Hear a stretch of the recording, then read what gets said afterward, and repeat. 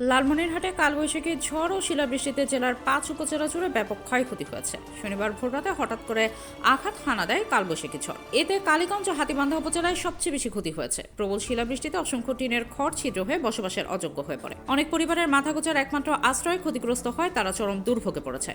ঝড়ের প্রভাবে জেলার বিভিন্ন এলাকায় বিদ্যুৎ সংযোগ বিচ্ছিন্ন হয়ে পড়েছে, ফলে জনজীবনে নেমে এসেছে ভোগান্তি।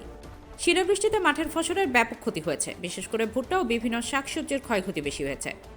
প্রাথমিক তথ্য সংগ্রহ শেষে ক্ষয়ক্ষতির পরিমাণ নিরূপণ করে ক্ষতিগ্রস্ত কৃষকদের সহায়তার প্রয়োজনীয় ব্যবস্থা নেওয়া হবে বলে জানিয়েছে প্রশাসন। এখনো পুরোপুরি যে ক্ষয়ক্ষতির তালিকা সেটা পুরোপুরি এখনো শেষ হয়নি, তবে আমি এ পর্যন্ত ভোটমারির 2টি এলাকা এবং আমাদের এখানে তুষভান্ডারের প্রায় 3টি এলাকা পরিদর্শন করলাম। এরপরে আমরা কাকিনাও যাব। যেটা এ পর্যন্ত আমি দেখেছি ক্ষয়ক্ষতির পরিমাণ আসলে অনেক বেশি। ঈদের একদিন আগে যে বৃষ্টিটা হয়েছিল তখন যে পরিমাণ ক্ষয়ক্ষতি হয়েছিল, আজকে আমাদের ধারণা তার দ্বিগুণের বেশি ক্ষয়ক্ষতি হয়েছে।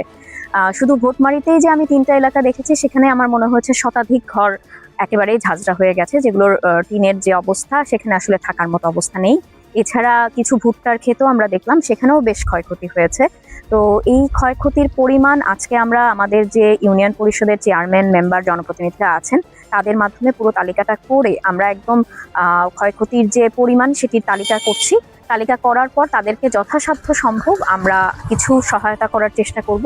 হয়তো বা তাদের যে ক্ষতি হয়েছে পরিপূর্ণ সহায়তা দেওয়া সম্ভব না হলেও সরকারের পক্ষ থেকে যতটুকু সম্ভব আমরা সেই সহায়তাটুকু করব। আসসালামু আলাইকুম, আমি মোহাম্মদ আনোয়ার হোসেন, প্যানেল 7 বড়খতা ইউনিয়ন পরিষদ, হাতীবান্ধা লালমনিরহাট। গতকালকের এই হঠাৎ করে কালবৈশাখী ঝড়ে আমাদের বড়খতা ইউনিয়নের ফসলের, বিশেষ করে ভুট্টা খাতের ব্যাপক ক্ষতি সাধিত হয়েছে। আর কিছু শতাধিক মতো ঘরবাড়ি ভেঙে গেছে, কারো বেড়া ভেঙে গেছে। আমরা ইতিমধ্যেই তালিকা করতেছি, আমরা আমাদের ঊর্ধ্বতন কর্তৃপক্ষের কাছে এ বিষয়টা অভিহিত করব, তাদের পরামর্শ অনুযায়ী পরবর্তীতে কাজ করব। আসসালামু আলাইকুম। মনে করেন যে আমার বয়সে এরকম শিল কোনোদিন দেখি নাই। সাফা না, খুব আতঙ্ক হ্যাঁ রাত প্রবাস করছি। বাড়ি ঘর ভারী ভাঙ্গিয়া চিরা খুব অস্থায়ী আর কি মনে করেন যে আসি। একটুকু এখন দয়া করে দিলে আপনারা এখন তা দেখেন, দয়া ধর্ম করেন, দেখা যাক। আইজ ওই খেতে আবারও রাত্রে যে কাল বৃষ্টি হয়েছে, পাথর হয়েছে, বড় বড় পাথর, ঘর থাকা যায় না পাথরের জন্য। বাচ্চার ঘর ধরি রাত্রে বসি কার আছি, বাচ্চার ঘর ধরি থাকার মতন কোনো বুদ্ধি নেই। আইজো আকাশ অন্তন, যদি আইজো আইসে তাহলে আমার গড়ি মেরেছে আমার থাকমো করে। আমার তো সেই অবস্থা নাই যে আমার কড়ি মিলি খামো, আমরা হাতে করি পেটে দেওয়া। ভাই কি করবো এখন? এখন তো মনে করেন যে আমি তো 4 জন মাটি ভুট্টা গাড়ছি, ভুট্টা তো এই যে বাতাসও ভেঙে ফেলেছে, আবার একটু শিল বৃষ্টি হয়ে তো আমাদের অনেক ক্ষতি হয়ে গেছে। আবার তামক গাড়ছি দ্বন্দ্বের এক মাটি, তামকটাও ভেঙে গেছে। আবার ঘর যে 2-4টা ঘর আছে, সেই ঘর 4টা ভেঙে চুরমার হয়ে গেছে।